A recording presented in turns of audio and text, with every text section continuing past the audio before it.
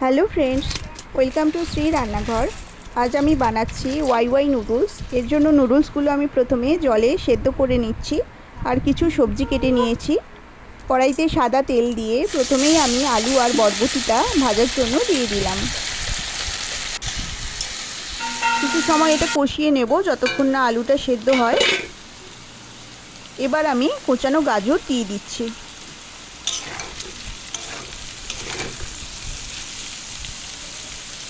এবার আমি দেব কোঁচানো পেঁয়াজ আর অল্প একটু টমেটো কুচি।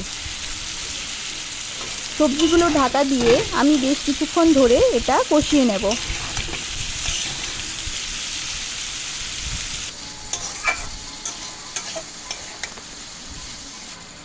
সামান্য পরিমাণে নুন দিয়ে দিলাম আর দেব চিলি পাউডার। এটা নুডলসের মধ্যেই ছিল আর এগুলো নুডলসের মধ্যে ছিল। এই মশলাগুলো আমি এক প্যাকেট দিয়ে দিলাম।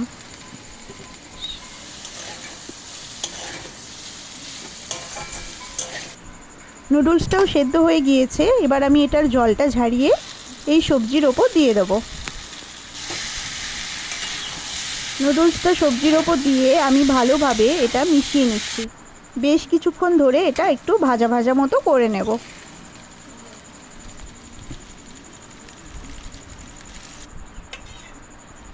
নুডলসটা আমার একদম রেডি হয়ে গিয়েছে। এটা আমি একটা প্লেটের মধ্যে ঢেলে নিচ্ছি। ওপর থেকে একটু গ্রিন চিলি সস ছড়িয়ে দিচ্ছি। সবাই মিলে আমরা সন্ধেবেলা খেতে বসেছি। বোন বসেছে, মাঝে অন্তু, সাইডে আমার দিদা বসে রয়েছে।